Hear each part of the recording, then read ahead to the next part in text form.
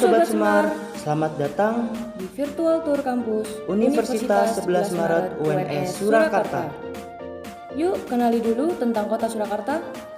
Terbelah oleh aliran Sungai Bengawan Solo yang melegenda, kota Surakarta atau kota Solo dikelilingi oleh beberapa kabupaten, antara lain Karanganyar, Boyolali, Wonogiri, Klaten, Sragen, dan Sukoharjo. Di kota Bengawan ini, kalian bisa menemukan berbagai objek menarik, seperti Pasar Barang Antik Triwindu, Keraton Kasunanan dan Mangkunegaran, Pasar Gede, serta kereta Batara Kresna yang biasanya melintas di sepanjang jalan Slamet Riyadi hingga Wonogiri. Assalamualaikum warahmatullahi wabarakatuh. Perkenalkan, nama saya Intan Dwi Agustina, NIM K8420036.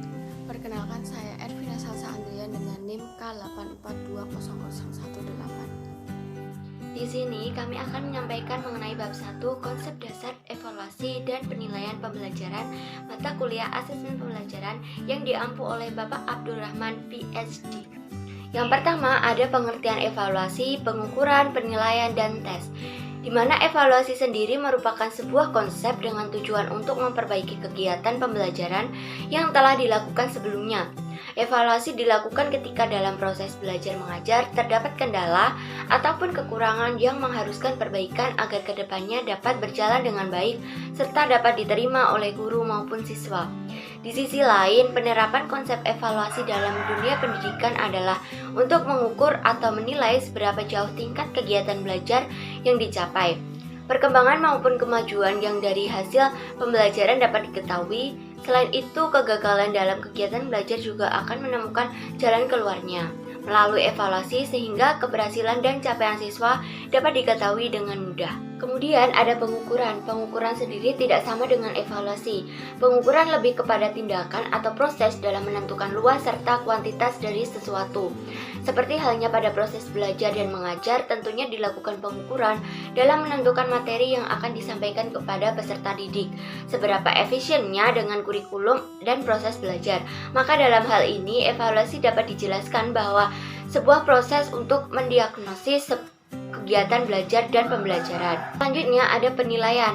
Penilaian merupakan sebuah proses sistematis yang meliputi pengumpulan informasi baik berupa angka, deskripsi, analisis, dan interpretasi dalam pengambilan keputusan. Artinya, dalam penilaian pendidikan perlu adanya sebuah proses pengumpulan dan pengelolaan informasi sebagai penentuan pencapaian hasil belajar siswa. Maka diperlukan data sebagai informasi yang menjadi dasar dari pengambilan keputusan. Keputusan yang diambil meliputi seberapa berhasilnya peserta didik dalam mencapai kompetensi belajar. Penilaian dilakukan melalui langkah perencanaan, penyusunan alat, penilaian, pengumpulan informasi melalui bukti yang menunjukkan capaian hasil belajar peserta didik, serta pengolahan dan penggunaan informasi tentang hasil belajar siswa. Terakhir ada tes. Tes merupakan sebuah cara yang sistematis untuk mengukur suatu sampel perilaku yang di dalamnya terdapat berbagai serangkaian tugas yang harus dikerjakan dan dijawab oleh siswa. Hal ini dilakukan untuk mengetahui seberapa paham siswa dalam mengimplementasikan materi dalam sebentuk tes. Tes yang baik ada tes yang memenuhi syarat validasi serta reliabilitas. Artinya, tes yang diberikan kepada peserta didik harus memuat materi yang telah disampaikan. Kedua, ada kedudukan, tujuan, fungsi, dan prinsip evaluasi. Kedudukan evaluasi merupakan proses pendidikan di mana proses pemanusiaan manusia yang di dalamnya terdapat tindakan untuk membudayakan serta memberadabkan manusia sehingga perlu adanya transformasi kebudayaan dan peradaban. Komponennya meliputi segala bentuk, karakteristik, serta keunikan dari peserta didik. Ada tujuan dari evaluasi. Tujuan dari adanya evaluasi dalam pendidikan adalah untuk mendapatkan informasi yang akurat mengenai pencapaian tujuan dari pembelajaran sehingga dapat diupayakan tindakan selanjutnya jika ditemukan kendala atau masalah. Tujuan lain dari evaluasi adalah 1. Menilai ketercapaian tujuan. Ketika terdapat keterkaitan antara tujuan belajar, metode evaluasi, serta cara belajar siswa, evaluasi sendiri biasanya akan menentukan bagaimana siswa belajar, sedangkan tujuan dari evaluasi akan menentukan metode evaluasi yang digunakan oleh seorang pendidik. Kedua, ada mengukur macam-macam aspek pembelajaran yang bervariasi. Belajar dapat dikategorikan sebagai kognitif, afektif, dan psikomotorik. Hal tersebut juga dikatakan dengan pengetahuan, keterampilan, serta nilai. Semua tipe belajar sebaiknya dievaluasi dalam takaran yang tepat. Ketiga, ada memotivasi belajar siswa. Adanya evaluasi juga harus memberikan motivasi kepada siswa. Guru juga harus menguasai macam-macam teknik memotivasi, namun masih sedikit guru yang mengetahui teknik motivasi yang berkaitan dengan evaluasi. Hasil evaluasi dapat menstimulus siswa dan menimbulkan dorongan semangat untuk meningkatkan motivasi belajar berkelanjutan. Yang keempat, ada menjadikan hasil evaluasi sebagai dasar perubahan kurikulum. Artinya keterkaitan evaluasi dengan instruksional adalah erat kaitannya.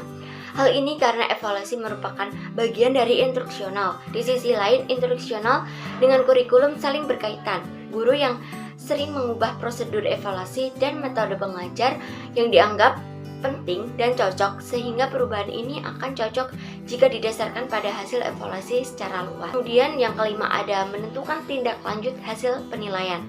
Dengan melakukan perbaikan dan penyempurnaan dalam hasil program pendidikan pengajaran serta strategi pelaksanaannya, kegagalan peserta didik dalam hasil belajar yang dicapainya jangan dipandang sebagai kekurangannya, tetapi juga bisa disebabkan oleh kesalahan strategi dalam melaksanakan program pengajaran seperti kurang tepatnya dalam memilih metode dan alat bantu mengajar. Ketiga, ada fungsi evaluasi. Fungsi dari evaluasi sendiri adalah sebagai berikut. Pertama, evaluasi berfungsi selektif.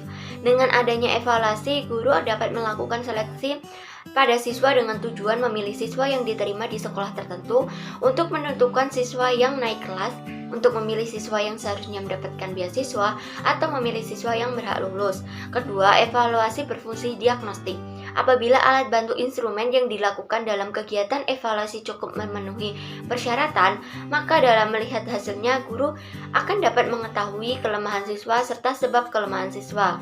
Tiga, ada evaluasi berfungsi sebagai penempatan. Dalam mengetahui di kelompok mana seseorang berada, maka perlu dilakukan evaluasi, di mana siswa yang melakukan evaluasi dan memiliki hasil yang sama akan berada dalam kelompok yang sama dalam belajar. 4. Ada evaluasi berfungsi sebagai pengukuran keberhasilan. Fungsi ini memiliki maksud untuk mengetahui sejauh mana suatu program berhasil diterapkan. Keberhasilan program ini ditentukan oleh beberapa faktor, yaitu faktor guru, metode mengajar, kurikulum, saran, dan sistem kurikulum. Terakhir, ada prinsip dari evaluasi. Berikut adalah prinsip-prinsip yang terdapat dalam evaluasi. Pertama, prinsip keseluruhan.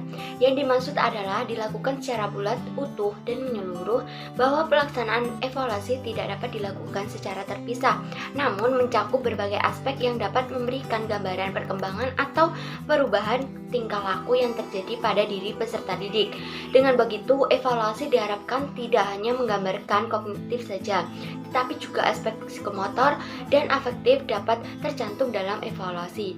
Penilaian tidak hanya menggambarkan pemahaman siswa terhadap materi, namun juga mengungkapkan sejauh mana siswa dapat menghayati dan mengimplementasikan materi dalam kehidupan sehari-hari. Yang kedua, ada prinsip kesinambungan. Penilaian yang berkesinambungan ini memiliki artian, yaitu penilaian yang dilakukan secara terus-menerus, saling menyambung dari waktu ke waktu. Dengan adanya penilaian berkesinambungan ini membantu memberi nilai, memperoleh informasi sehingga memberikan gambaran kemajuan dan perkembangan siswa selama mengikuti pembelajaran. Dan terakhir, ada prinsip objektivitas. Dalam artian, evaluasi hasil belajar terlepas dari faktor yang bersifat objektif atau apa adanya. Dengan kata lain, bahwa materi evaluasi tersebut bersumber dari materi yang akan diberikan sesuai dengan tujuan instruksional pembelajaran. Tester di sini senantiasa berpikir dan bertindak wajar sesuai dengan kondisi kenyataannya, tidak dicampuri oleh kepentingan rakyat bersifat subjektif.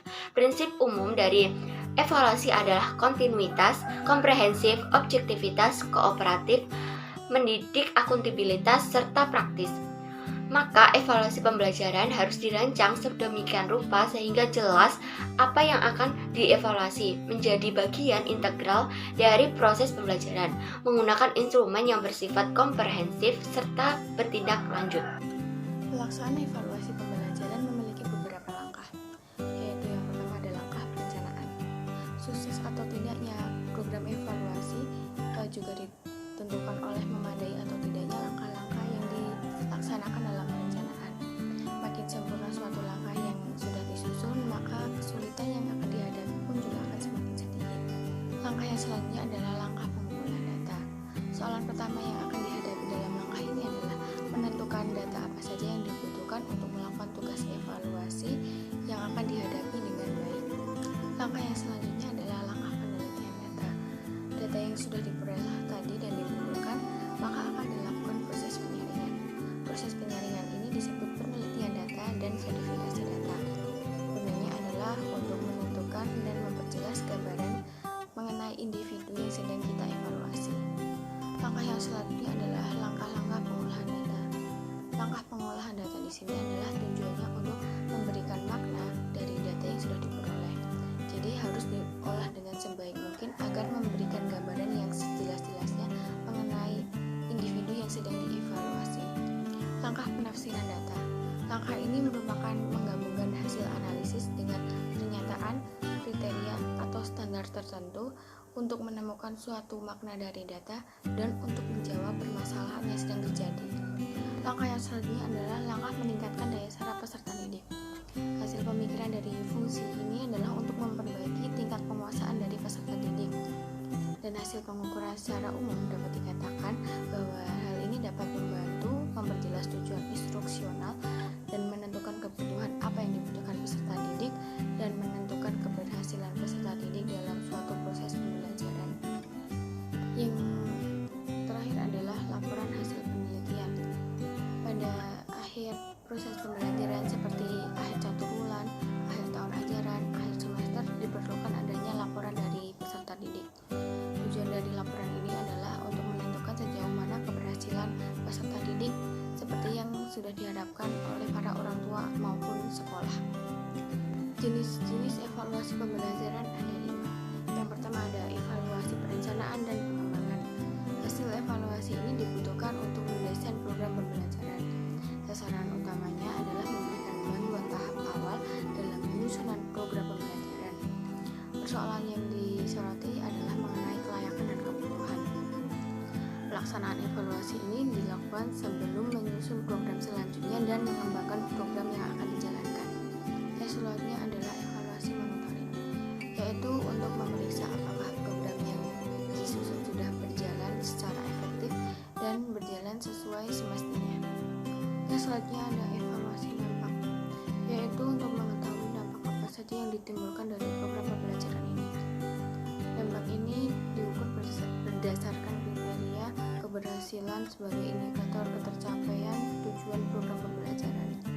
Yang keempat ada evaluasi efisiensi ekonomis, yaitu untuk menilai tingkat efisiensi dari suatu program pembelajaran.